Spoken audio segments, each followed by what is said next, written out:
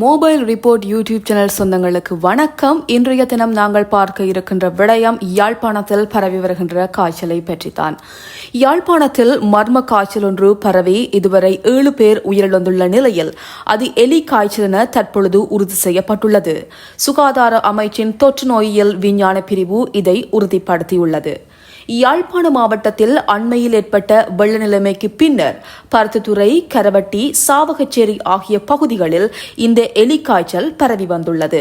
யாழ் மாவட்டத்தில் அண்மை காலமாக எலி காய்ச்சலால் அதிகளவான நோயாளர்கள் வைத்தியசாலைகளில் அனுமதிக்கப்பட்டு வரும் நிலையில் உயிரிழப்புகளும் அதிகரித்துள்ளதனை தொடர்ந்து கொழும்பு தொற்று நோயியல் பிரிவை சேர்ந்த வைத்தியர் பிரபா அபயகோன் உள்ளிட்ட குழுவினர் இன்று 12ஆம் தேதி யாழ்ப்பாணத்துக்கு விஜயம் செய்து ஆய்வு நடவடிக்கைகளில் ஈடுபட்டுள்ளனர். யாழ் போதனா வைத்தியசாலைக்கு விஜயம் செய்த குழுவினர் அங்கு ஆய்வு நடவடிக்கைகளில் ஈடுபட்டதுடன் வைத்தியசாலையின் பணிப்பாளர் வைத்தியர் தானா சத்தியமூர்த்தி, பொது வைத்திய நிபுணர் தானா பேரானந்தராஜா உள்ளிட்ட குழுவினர்களுடன் கலந்துரையாடலில் ஈடுபட்டுள்ளனர். நீண்ட நாள் காய்ச்சல், கண் சிவத்தல், உடல் சோர்வு, கடும் மஞ்சள் நிறத்தில் சிறுநீர் வெளியேறுதல், சிறுநீருடன் இரத்தம் கசிதல் என்பன எலி காய்ச்சல் நோய்க்கான அறிகுறிகளாக இருக்கின்றன. இந்நிலையில் இதற்கான தடுப்பு மருந்துகளை அருகிலுள்ள சுகாதார வைத்திய அதிகாரி பணிமனைகளில் பெற்றுக் கொள்ளலாம் என யாழ்ப்பாண பிராந்திய சுகாதார சேவைகள் பணிப்பாளர் ஆவண்ணா கேதீஸ்வரன் தெரிவித்திருக்கின்றார். லெப்டோஸ்பைரோசிஸ் அதாவது எலி காய்ச்சல் எனப்படுவது ஒரு பாக்டீரியாவினால் ஏற்படுகின்ற நோயாகும். இது சூறாவளி அல்லது வெள்ளத்திற்கு பிறகு மக்கள் அசுத்தமான நீரில் நடந்து அலையும் போது அல்லது அதை குடிக்க அல்லது குளிக்க பயன்படுத்தும் போது பரவும் நோயாக காணப்படுகின்றது. பின்வரும் காரணங்களினால் மக்களுக்கு லெப்டோஸ்பைரோசிஸ் பரவுகின்றது.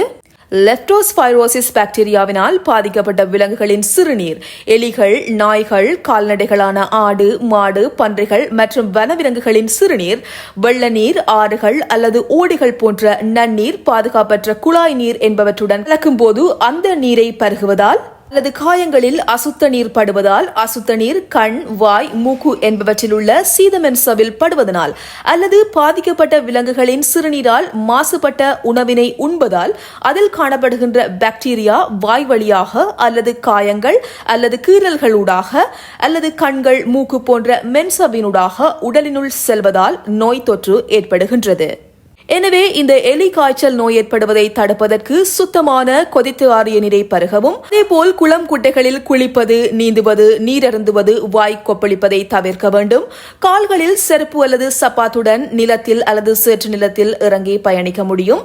இயலுமானவரை நாங்கள் வெள்ளத்தில் இறங்குவதை தவிர்த்துக் கொள்ள வேண்டும். இந்நோய் மனிதனில் இருந்து மனிதனுக்கு நேரடியாக தொற்றாது, அதாவது பரவாது. பாக்டீரியா தொற்று ஏற்பட்ட அனைவருக்கும் நோய் அறிகுறிகள் தென்படாது. நோய் அரும்பு காலம் 5 தொடக்கம் 14 நாட்களாக காணப்படுகின்றன. குறைந்தளவு சதவீதத்தினர் அறிகுறிகளை காண்பிப்பர். பெரும்பாலானவர்களில் ஓரிரு நாள் காய்ச்சலுடன் சுகமடைவார்கள் அல்லது மிக அரிதாக மரணங்களும் ஏற்படும் வாய்ப்புகள் இருக்கின்றன. அறிகுறிகள் ஏற்பட்டும் சிகிச்சை எடுக்காவிடின் அல்லது தாமதமாக வைத்தியசாலையில் சென்றால் நிச்சயம் இறப்பு ஏற்படுவதற்கான வாய்ப்புகள் காணப்படுகின்றன. உங்களுக்கு எலி காய்ச்சல் ஏற்படக்கூடிய வாய்ப்புகள் உள்ளது என கருதினால் நோய் ஏற்படுவதை தடுக்க வழி இருக்கின்றது. உடனடியாக வைத்திய ஆலோசனையை பெற்றுக்கொண்டு மருந்துகள் பாவிப்பது பொருத்தமானது ஒன்றாகும்.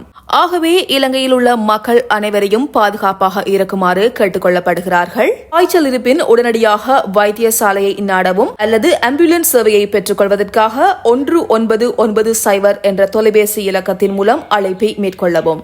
இதுபோன்ற மேலதிக தகவல்களை பெற்றுக்கொள்ள தொடர்ச்சியாக மொபைல் ரிப்போர்ட் யூடியூப் சேனலுடன் இணைந்திருங்கள். இணைந்து கொண்டமைக்கு நன்றி, வணக்கம்.